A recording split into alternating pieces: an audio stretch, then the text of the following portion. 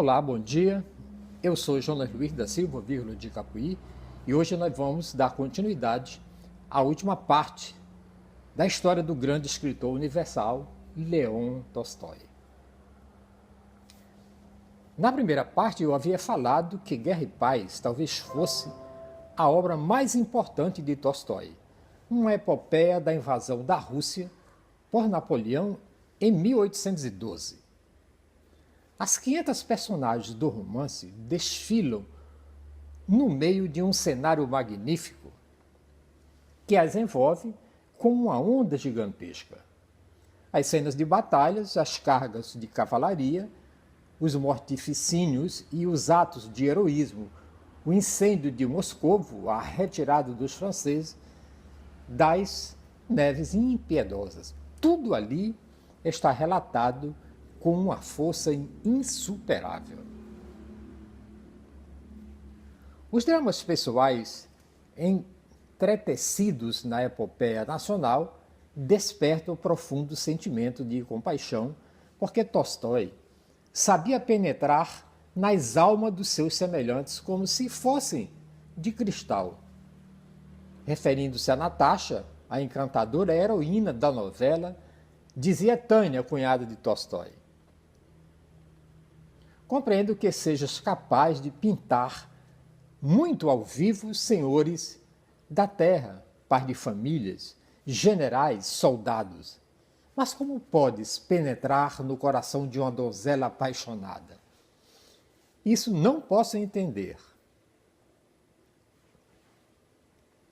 Esta gigantesca obra que o autor demonstrou e demorou 7 anos para escrever, teve êxito imediato. Foi traduzida em todas as línguas civilizadas.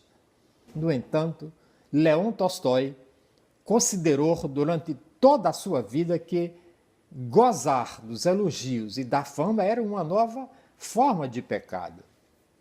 Preferia entregar-se aos gostos da vida simples em Yasnaya Poliana, brincar com as crianças, montar a cavalo, caçar, conversar num círculo familiar em volta de um samovar nas tardes de inverno e contemplar o reverdecer das betulas. Na primavera, o doirar das pingas no verão. Ali ele tinha lançado raízes e delas brotou outro romance monumental, que foi Ana Karenina. Apaixonante contraste entre a paixão adúltera que se gera na alta sociedade. Superior aos seus dotes de romancista era a sua integridade moral. Cada descuido na sua conduta causava-lhe remorsos e o seu sofrimento era ainda maior perante os desgostos dos outros.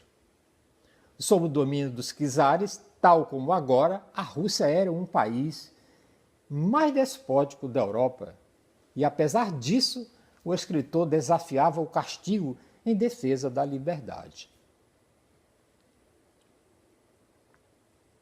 Lutou pela liberdade de expressão e afirmou que os chamados crimes políticos, críticas ao Estado ou aos seus governantes, eram sintomas da saúde mental do povo. Os censores proibiam seus romances, comédias, contos ou opúsculos que sustentavam tais ideias.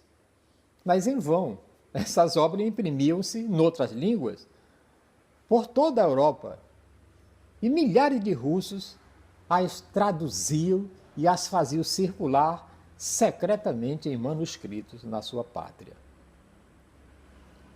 Tolstói batia-se pelo imposto único. Na Rússia, onde o sistema de latifúndios constituía a base da riqueza da classe nobre, o imposto único teria obrigado os aristocratas a dividir as suas terras para distribuir com os camponeses. Tal sugestão foi recebida com ira e horror pelo czar, pelo governo e pela classe dirigente a qual o próprio Tolstói pertencia. Na sua fervorosa busca da verdade religiosa, Tolstói aconselhou-se durante algum tempo e acolheu-se à Igreja Ortodoxa Russa. Mas a elaborada liturgia, as tochas acesas, os ícones preciosos, os mosaicos reluzentes e as nuvens de incenso não bastavam para fazer um cristão. Atreveu-se a declarar que muitos sacerdotes escondiam sob o seu aspecto digno e os gestos rituais uma crasa ignorância. O reino de Deus está dentro de vós, proclamava. E o resultado foi que também a igreja o perseguiu. Com o andar do tempo, Tolstói passou a apoiar a sua fé exclusivamente na palavra de Cristo. Não resistas ao mal, diz o Sermão da Montanha. Este preceito significava para Tolstói que toda forma de violência, toda a força armada é contrária aos ensinamentos de Jesus Cristo. E nessa altura foi o exército que se levantou contra o valente oficial de outrora. A única coisa que salvou Tolstói das iras conjugadas do czar, da igreja e do exército foi a tremenda influência dos seus escritos, que se distribuiu então por todo o mundo. As forças vivas da Rússia não se atreveram a fazer do russo mais conhecido do seu tempo um mártir. Tolstói aventurou-se a iniciar reformas nos costumes da gente do campo. Na sua escola, para filho dos camponeses, excedeu as teorias mais evoluídas sobre a educação. Se o aluno estava absorvido pelos seus próprios problemas, não era obrigado a prestar atenção ao professor. Se uma criança desejava sair da sala e estender as pernas, tinha autorização para o fazer. Tolstói rejeitou os textos correntes na Rússia e na Europa por enfadonhos e antiquados. Preferia os que chegavam dos Estados Unidos. Com tudo isso, ofendeu profundamente os diretores da instituição pública que lhe fecharam a escola.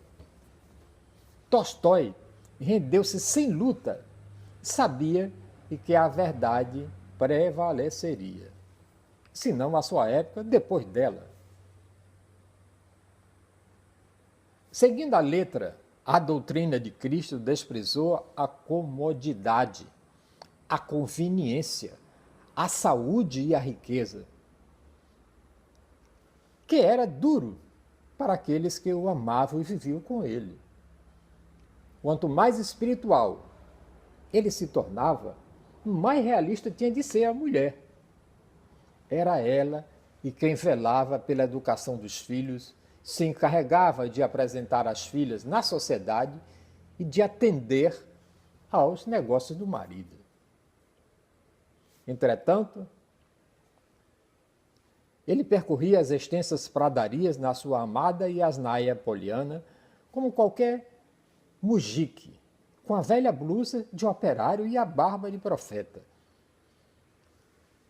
ensinesmado no mundo do espírito e da natureza. Na sua complicada busca da simplicidade, Tolstói, já velho, chegou a convencer-se de que a posse de bens terrenos era incompatível com as suas crenças. Dividiu a propriedade pela família e entregou grande parte dos seus direitos de autor à beneficência pública. Para ganhar a vida, inclinou a cabeça nevada sobre um banco de sapateiro e fez calçados. Sônia soluçava e recriminava-o. As relações entre os dois esposos tornaram-se intoleráveis. Por isso, para escapar à mulher, Tolstói partiu furtivamente no pino do inverno acompanhado pelo médico assistente. Pouco depois de iniciar a viagem, por caminho de ferro, numa composição lenta e gelada, Tolstói contraiu uma pneumonia. Tiraram do comboio em Astropovo e alojaram-se na casa do chefe da estação. Sônia chegou precipitadamente, mas para não perturbar a paz do enfermo, não lhe permitiram que ela entrasse no quarto. Só quando o grande escritor entrou em coma, a deixaram passar para verter nos olhos e ouvidos surdos as últimas palavras de amor e depois um beijo nas mãos insensíveis. Era demasiado tarde para que estes dois seres diametralmente opostos, embora apaixonadamente ligados, chegassem ao entendimento pelo qual havia lutado toda a vida. As últimas palavras de Tolstói são a medida do seu espírito que se escapava. A verdade, disse, e já no último instante, como se apresentasse testemunho ante o mais alto dos tribunais, amo a muitos. Em 7 de novembro de 1910, correu pelo mundo inteiro a notícia. Aquela alma tumultuosa e superior tinha deixado o corpo contra o qual tanto batalhara. Enterraram-no conforme a sua vontade nos bosques da Yasnaya Poliana. Não houve serviço religioso para o homem que se tinha atrevido a levar uma vida, por muito imperfeita que fosse, imitando a do próprio Cristo. E no próximo episódio desta série O Saber Universal, a história do homem por meio de sua biografia, o nosso personagem será Toscanini, o maestro genial, sempre gravado ao vivo daqui da Academia Lato Sensu do Instituto Capuí Filmes.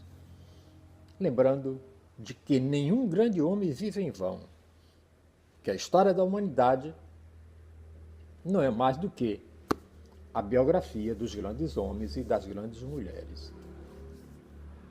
E eu sou Jonas Luiz da Silva, de Capuí. Muitíssimo obrigado por me acompanhar diariamente aqui por meio do Facebook Jardim do Éden TV. E muito obrigado ainda por assinar o nosso canal e recomendar aos amigos. Até o próximo.